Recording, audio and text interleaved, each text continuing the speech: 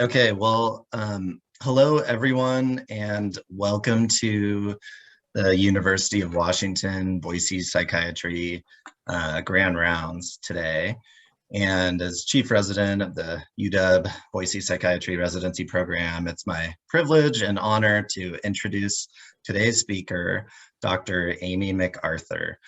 Dr. McArthur obtained her Bachelor of Science degree at McGill University in Montreal, Quebec, where she was also a competitive athlete on her university swim team. She then obtained her Master's in Public Health degree at the University of Toronto, and then later received her Doctor of Osteopathic Medicine degree at Western University of Health Sciences in Pomona, California, prior to her enrolling in the University of Washington Psychiatry Residency Program in the Idaho track.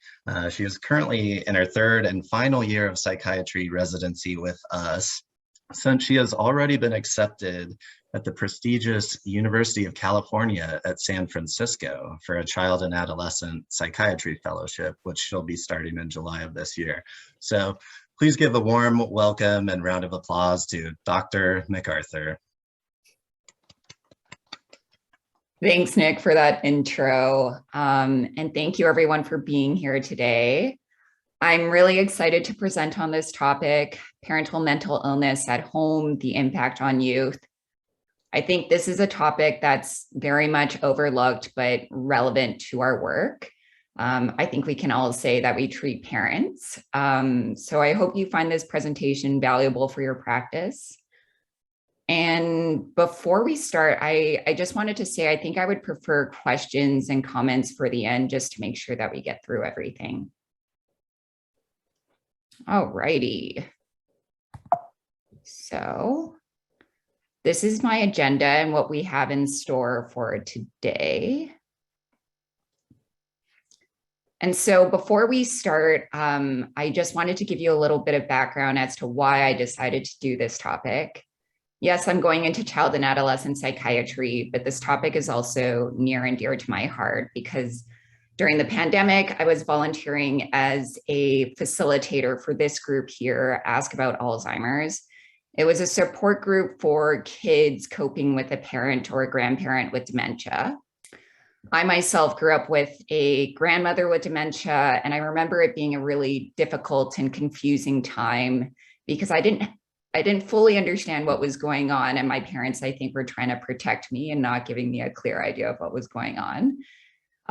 So through this group, I started thinking more about how other conditions in parents like mental illness could be impacting their children. In this group, I saw how coping with a parent's chronic illness could, yes, it could be distressing for a child, but it can also be a really rewarding experience for them. So to start off, a child's healthy development is largely dependent on their parents and their caregivers. Being mentally healthy in childhood, it involves reaching milestones, developing healthy social skills, and learning healthy coping. The mental health of parents is closely connected to their child's health in a variety of ways. There's obviously genetic factors at play. There's the direct effects of the parental symptoms on the kid. Having a mental illness can disrupt good parenting. Children are very impressionable and might model their parents' behavior. And there's obviously the shared exposure to risk factors that are common in psychiatric conditions, including family discord, marital stress, and socioeconomic disadvantage. So the COVID-19 pandemic has led to a decline in the mental health of both adults and youth. I think we've all seen that. And due to the pandemic, parents and children are spending more time at home together, and the child might be more exposed to the struggles that their parents are coping with in terms of their mental illness.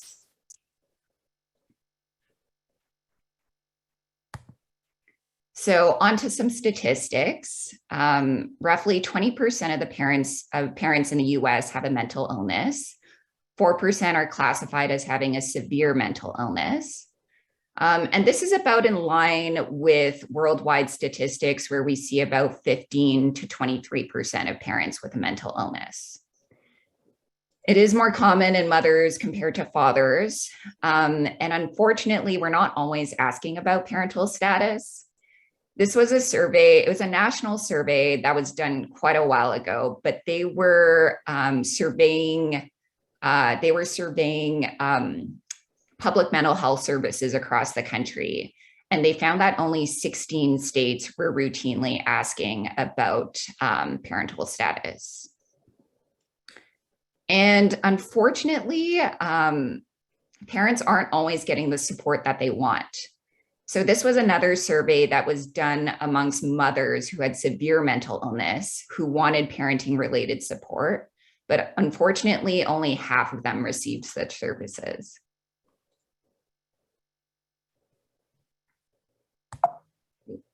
Okay. All right, so for this next part of the presentation, I wanted to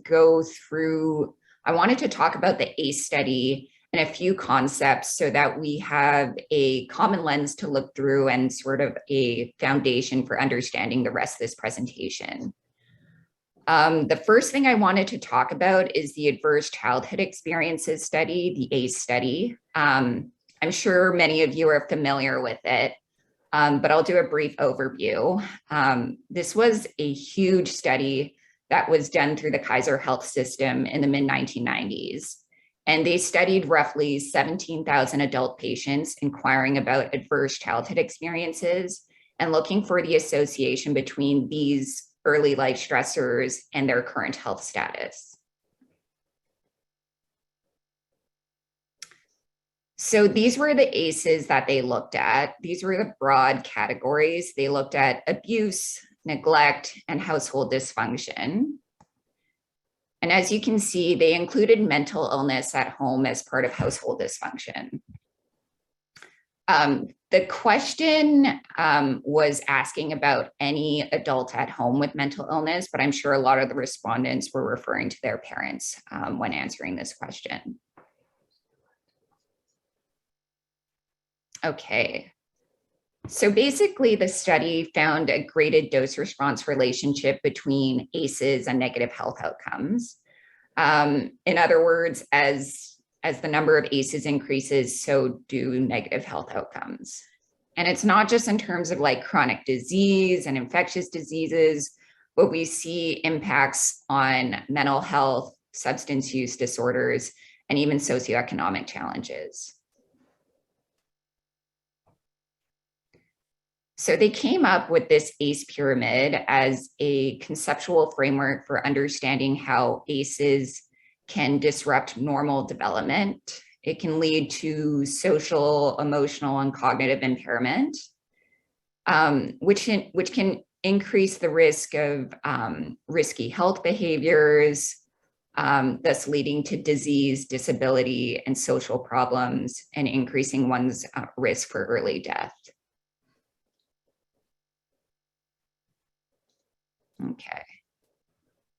So in 2020, the CDC announced funding for the Prevention for Adverse Childhood Experiences Agreement, and they estimated these potential reductions if we were to address ACEs. So they estimated huge reductions in health conditions like depression, substance use disorders like smoking and heavy drinking, and even reductions in socioeconomic challenges like unemployment. Okay, so that was an overview of the ACE study. Now I wanted to go into a few concepts. So toxic stress and the eco-biodevelopmental framework. And here we, sorry. So the first thing I wanted to talk about is toxic stress. So a lot of this research comes out of Harvard Center for the Developing Child. They looked closely at the biology of stress and found that healthy development can be derailed by prolonged stress. So learning how to cope with adversity is an important part of healthy child development. When there's brief and tolerable levels of stress, yes, the child's stress response system will be activated. But if they're in an environment with supportive adults, that stress response can be buffered and brought back down to baseline. This allows for the development of a healthy stress response system. However, if the stress is extreme and long lasting and the buffering relationships aren't available to the child, this is otherwise known as toxic stress. This can have long-term consequences on someone's physical and mental health.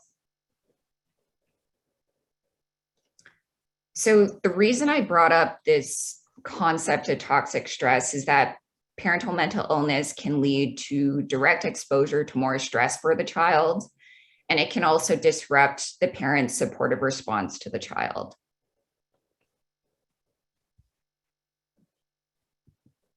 Okay, so now on to the eco-biodevelopmental framework, otherwise known as the EBD framework.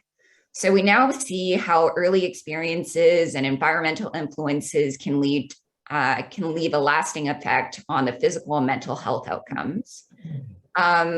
So the American Academy of Pediatrics published this report on the EBD framework, and it's for understanding health and disease throughout the lifespan.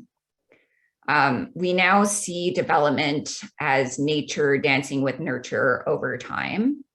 And it's really important to take into account all of these components. So ecology, health and development, and biology, and how closely they're interconnected throughout the lifespan. Okay. So next, I wanted to go through some youth experiences of what it's like for kids coping with a parent with mental illness. So this is more of an overview of the qualitative research. Okay, so youth struggles. Kids have complained specifically about loss of intimate contact with their parent. So a mental illness can cause a parent to be withdrawn or isolate. It might take them away because they need to be hospitalized. They've also complained about neglect and violence. Substance use disorders are associated with an increased risk of violence.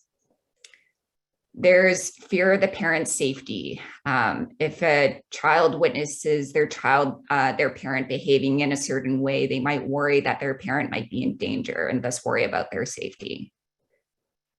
There's fear of their parents' future as a couple. Mental illness is associated with marital discord. They see their parents fighting a lot. They might worry about their future. There could be contrary or ambiguous expectations. So when a parent is really struggling, they might ask their child to step up. The child might also find it within themselves to step up and take on more of a caregiving role or to also be there for the other family members. And this type of role reversal can be confusing for a child at times. They might also experience bullying at school, depending on what their classmates know about their parents or because of the stigma surrounding mental health. And it can also disrupt their education. So next, these are some ways kids have responded. So there's filling that caretaking space, which I touched upon, maybe taking on a caregiving role, being there for their other family members. If a child doesn't fully understand what mental illness is, when they might put that blame on themselves. They might see their parents sad and disappointed and wonder if they're contributing to that. There's confusion. Again, if they don't understand what mental illness is, or if they're getting mixed messages, that can create a lot of confusion. The child might also feel guilty when they don't see their parent, particularly when they don't see their parent getting better. They might wonder if they're not doing enough to help their parent. The child themselves might withdraw and isolate. They might adopt self-destructive behavior, and they might even copy their parents' behavior.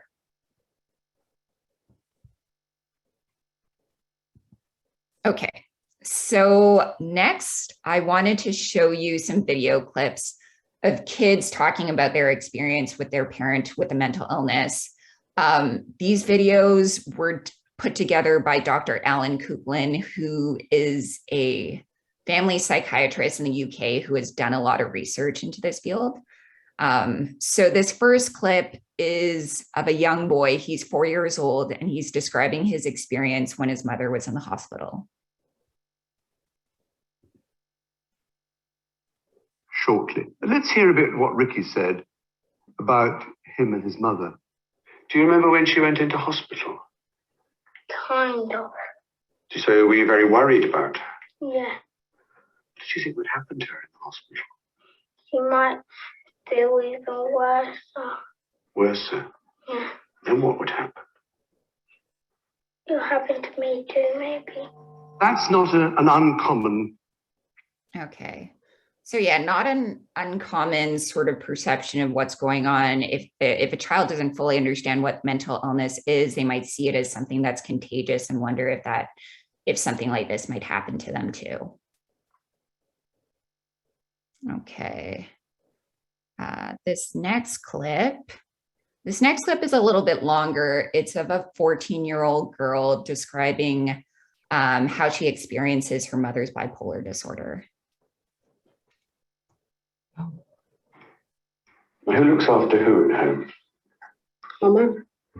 Well, my mum looks after us, and we look after my mum. When you were growing up, did you think that it was normal what was happening to mum to start with? You always thought there was something wrong? Yeah. What did you think was wrong? Just the way she acted. It's not normal. What did you Sometimes. think? I Like think, what? like, sometimes she talks a lot, and that doesn't make sense sometimes, so it's not normal. And you can just tell in her physical appearance that she doesn't look right. She doesn't look, sometimes she goes darker. She doesn't sleep in the night. In the night, she's awake, she's going out. She does, like, things you wouldn't normally do. It's weird. Did it used to scare you? Yeah, it did. Because, like, I remember once, I was home on my own with her when she was ill, because my sister had to go somewhere. And I was really scared. Because normally I would sleep with her on her bed with her. But Just you, while Sabrina would be in another room? yeah, while Sabrina in her room, because, like, I can't leave her on her own, sleep on her own. So I would normally sleep with her. But Sorry, why can't you leave her? Because I don't want her to feel alone. That's why. you've got to sleep with mum because you don't. Yeah, or me or Sabrina. One of you's got to sleep. Yeah. Right. And she woke up in the night, she, like, was waking me up and was going out. I was really scared, and she called ambulance and stuff like that. And as you could see. Okay. So that was an overview of some of experiences. And now that we've kind of gone through that, I wanted to take sort of a dive into the data, looking at more of the quantitative research, looking at the impact of parental mental illness on youth. And I wanted to look at 5 different areas. So child development, behavior and emotional problems, psychopathology, physical health, and finally, school performance. So I'm going to take you through a study on each of these areas and sort of just like summarize the results. So this first one is on development, and this was a linked data study that was done in Australia. And they were looking at the association between parental mental health conditions, and these were parents that were hospitalized psychiatrically. So the association between that and developmental outcomes in children age 5. So they got the parent diagnoses from the psychiatric admission data, and they looked at the following domains, developmental domains in children. So they looked at physical health and well-being, social competence, emotional maturity, communication skills and general knowledge, and language and cognitive skills. So if the child scored in the lowest 25% for a domain, they were considered developmentally at risk in that particular domain. So the study included about 19,000 children, and ultimately about 1,000 children were found to have a parent with mental illness. And so this table is from the results section. It's essentially showing the odds ratios here. And this is the odds of being developmentally at risk in a particular domain if a child's parent has a mental illness compared to the children of parents who don't have a mental illness. So they stratified the results by diagnoses. And so the parents' diagnoses are up here. So basically, yes, they did find associations between parental mental illness and developmental outcomes in children, but they only found significant associations mainly when it came to the physical health and well-being domain. And this only occurred when parents had mood disorders, substance use disorders, and then comorbid disorders. We see a little bit of a difference. We also see significantly greater odds of being developmentally at risk in the emotional maturity and the language and cognitive skills domain. So basically, the authors propose that psychiatric hospitalization can be very stressful for a child due to the upheaval event that it can cause within a family. So it can activate the child's stress response, and it can also take away from the precious time that the parent has with the child. So some of the implications put forth by these authors is that we should assess for child well-being in our patients that are parents. And sometimes that we might need to shift focus away from individualized care to more of a family-based model. Okay, so that was development. And on to behavior and emotional problems. So I really wanted to include this study because it's one of the few that was actually done in the US. A lot of the research in this field is out of the UK, Australia, the Scandinavian countries, but this is one of the few studies done in the US. It was a cross-sectional study, but they were looking at the association between caregiver depression and behavioral and emotional problems in preschool age children.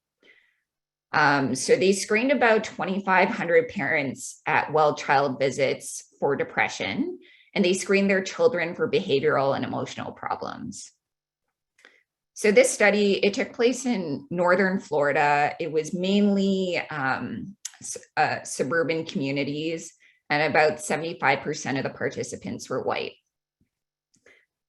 So overall, they found that 3% of the caregivers had depression, so pretty low. 12% of the kids had behavior and emotional problems, and 50% of the kids of depressed parents had behavioral and emotional problems compared to 10% of the kids of non-depressed parents. So they did find significant associations between caregiver depression and all of the behavior and emotional problems that they inquired about in their questionnaire. But this table shows the top 5 strongest correlations. And they're not huge. The correlation coefficients aren't huge, but these are the top 5 that they found. So the child is irritable, easily annoyed, is learning or developing more slowly than others, has a hard time paying attention to tasks or activities, reacts too emotionally to small things, is very disobedient. So of course, this is, a cross-sectional study. The authors acknowledge that we can't infer causation here, and that there's probably a bidirectional relationship going on here. But nevertheless, the authors recommended increased screening in primary care settings. So they see pediatric primary care settings as this ideal opportunity to screen for both childhood behavioral and emotional problems and parental depressive symptoms. So they see the pediatrician as having this longitudinal relationship with the family, and they could potentially help by offering the appropriate recommendations when needed. Okay. So next is psychopathology. So this was a systematic review. It was published in 2015, and they included about 76 controlled studies looking at the association between parent depression, bipolar disorder, and anxiety, and childhood psychopathology. So unipolar here is referring to unipolar depression. So in terms of their inclusion criteria, they made sure that all parents were diagnosed by a clinician and were diagnosed at least a year before their child's diagnosis. They included children aged 0 to 21, but overall, most of the kids were between the ages of 12 to 16. The good thing about this study is that most of the studies were looking both at mothers and fathers. About a third only looked at mothers. So basically, this is from their results section. This is displaying the odds of having a particular childhood psychiatric disorder among those who have parents with a mental illness compared to children of parents who don't have a mental illness. And then they stratified by these parental diagnoses up here. So obviously there's going to be genetic factors at play, but the results were pretty interesting. So when it comes to depression in kids, the odds are greatest when their parent also has depression. When it comes to bipolar in kids, the odds are greatest when the parent also has bipolar. So no surprise there. But interestingly, the odds of anxiety disorders in kids, conduct disorders, and ADHD are also greatest among parents when their parents have bipolar disorder. So looking at the studies overall, the studies on depression and bipolar in parents found more variation in childhood illnesses, while the studies on anxiety disorders in parents found mostly just anxiety disorders in kids, indicating a lower spectrum of effect. So some of the recommendations put forth by these authors were more investment in resources for children, including prevention-based programs, but also resources for how to cope with their parents' mental illness, such as psychoeducation, how to deal with stigma, and support groups. Okay. So on to physical health. So this was a systematic review and a meta-analysis, and it was published not too long ago in 2020. They included 40 cohort and case control studies looking at the association between parental mental illness and physical illness in their offspring. So let's see here. So this, about half of the studies, the only thing about this review is that half of the studies looked at only maternal mental health conditions. Only about 17% looked at paternal mental illness. So this is a forest plot. It's a way of displaying results from a meta-analysis, which essentially summarizes the results from numerous studies. So on the bottom is the odds ratio. So the odds of a child having a particular physical condition, if their parent had a mental illness, compared to the kids of parents that don't have a mental illness. So this vertical line represents an odds ratio of 1, so the null value. And so these diamonds here are like the pooled odds ratios for each condition. And the width of it represents the confidence interval. So if it doesn't cross this midline, it's considered significant. So basically, the meta-analysis revealed significantly greater odds of injuries and asthma. So I usually box the significant results. So significantly greater odds of injuries and asthma in kids, but when it comes to other atopic disorders and obesity, the evidence was inconclusive. So when it comes to injuries, they found a 15% greater odds of injuries in kids. They had a combined sample of about 300,000 kids, and most studies looked at accidents and injuries in general. A few looked at TBI specifically. And in terms of the exposure, they looked at mostly parental depression, but there were a few on substance use disorders and even one on psychosis. And then when it comes to asthma, they found a 26% greater odds of asthma in kids of parents with mental illness. They ended up having a combined sample of about 450,000 children. And again, most looked at depression as the exposure, but a few looked at anxiety as well. So one theory behind this particular result is that parental mental illness could expose the child to more stress, thus altering the child's immune response, leading to an increased risk of asthma. So some of the implications put forth by these authors were just basically further research into the behavioral, environmental, and genetic causes for these results. Okay. So last but not least, school performance. So I really like this study. This was a Swedish study published in 2016, and they were looking at the association between parental depression and child school performance at the age of 16. So in Sweden, age 16 is the final year of school. So this was also a linked data study, and they collected grades from a national school register consisting of about 1 million children. And then they linked this to a patient register to find parental depression based on ICD codes. And they only included parental depression diagnosed before the start of the child's final year of school. But interestingly, not only did they look at any history of parental depression, but they looked at parental depression at specific time periods. So they looked at before birth, right after birth, child ages 1 to 5, child ages 6 to 10, and 11 to 16.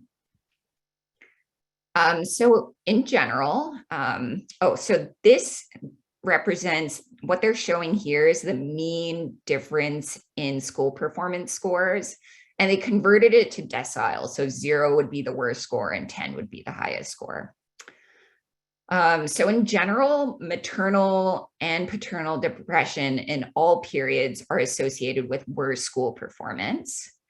But interestingly, when they stratified by gender, they found that maternal depression seemed to have more of a negative effect on girls' school performance at age 6 to 10 and 11 to 16. So I boxed it here. So like most of the changes were by, negative 0.3, but here it's by negative 0.5. So basically the authors just concluded that, the impact of parental mental illness can have far-reaching effects on a child's development and educational outcomes. All right. So we made it through the data. Next, I want to talk about what youth want, what they would find helpful in their situation for coping with a parent with mental illness. Okay, so what kids want. So they want a frank discussion about their parent's illness, including recognition of signs and symptoms, how their condition is managed, what they would have to do in a crisis, and what this could potentially mean for them. Does this mean that they're going to get the disorder too? What are the chances? To know that they're not alone, that there's other kids out there who have family members, parents with mental illness. And they also want to have access to a group of people who are sharing those same experiences, so like support groups.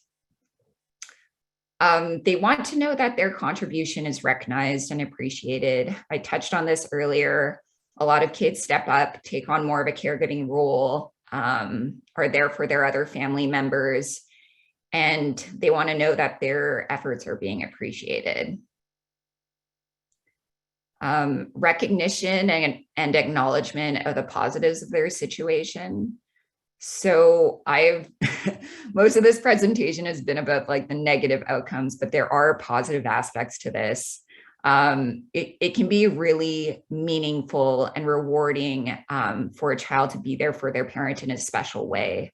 It can teach youth about compassion, about assertiveness. And it's quite common for kids who grow up with a parent with chronic illness to go on to pursue a career in healthcare. And finally, this was an interesting one. They expressed a desire to have an adult to act as their advocate. And ideally, this would be someone who is not involved in the situation. So it wouldn't necessarily be the other parent, and not even like a counselor, but rather more of this neutral third party who could be on their side in times of need. Okay. Then I have one more video clip that I want to show you. So this girl, I think she's 17 or 18, very articulate, and she's describing her experience as a young carer for her mother with mental illness. So young carer is an official term that they use in the UK. And it's used to refer to those under the age of 18 who play a significant role in caring for an adult family member. And so she talks about what she would find helpful in her situation, particularly in mental health settings. And I think a big thing for young carers is being able to have someone who is there for just them, because they are constantly thinking about the people they care for and their families, that they never really have time to process their own emotions. So my biggest piece of advice for healthcare professionals is not to patronize or talk down to young carers, because they understand more than you'd expect. They're the ones that have to look after their parents or their family members every day. And the thing they most want from the adults around them is really, for me, truth. A lot of the times I had mental health professionals kind of brushed me off due to my age, or because they didn't want to expose me to my mum's illness. And to be honest, this was the opposite of what I needed. I'd already been exposed to my mum's illness. I just desperately wanted to understand what was going on. So if you're working with a family who's dealing with parental mental illness, don't be put off by the coldness of some young carers. The sun is coming into my frame. The coldness of some young carers, or sometimes the emotionless way that they might present themselves. I don't know if that's just me, or I know a few young carers I've met have kind of said that as well, that they feel that they can seem quite emotionless when they're trying to deal with things. Something to remember is that a lot of the time this is our way of coping with experiences, and it doesn't mean that we're any less sensitive than a family member who is crying, for example. And I think that actually the pandemic has... Okay, so now that we've gone over what youth want, I wanted to share some resources with you. So most of these resources are geared towards parents. First, there's NAMI, the National Alliance on Mental Illness, which I'm sure many of you are familiar with. And their webpage does have resources for family members of those with mental illness. It is mostly geared towards adults, so it could be helpful for like an older adolescent. I think some of their chapters, or their state specific or city specific chapters, have resources for kids and support groups for kids of parents with mental illness, but nothing on their main webpage. Next, there's Mental Health America, which has a page dedicated for parents with mental illness and some practical advice about how they could get the conversation going with their kids. And then last but not least is COPME, or Children of Parents with a Mental Illness. This resource is based out of Australia, but I still think it's relevant. It is my favorite one. I am so impressed with the resources they have. They have resources for kids and for parents, and they break it down by age. There's one handout that I do want to show you because it's just so good. It's so good that I'm willing to risk stopping this share and showing you the handout. So give me 1 second. I'm going to stop this. And then I am going to share something else. Okay. All right. So do you all see this new handout? Okay. Just unmute yourself if you don't. So basically, this is a handout made for parents about how to talk to their kids about mental illness. This one is geared towards teenagers. They have handouts for, school-age children as well and younger children. But I really like this because it starts off with a reflective exercise for the parent to just start thinking about their symptoms and what these symptoms would be like for their kids. Like, how does their child see, hear, and feel it? So I think this is like a really good starting place. And then the rest of the handout goes through more sort of like practical advice about how to talk to their teenager about their mental illness. Okay, so I'm going to go back to my presentation. I'm going to stop share, go back to my PowerPoint. Okay, so I just have one more concluding slide. Everyone can see my PowerPoint again. Okay. All right, it's getting there. Okay, perfect. So in conclusion, the impact of parental mental illness on youth is something that is often overlooked.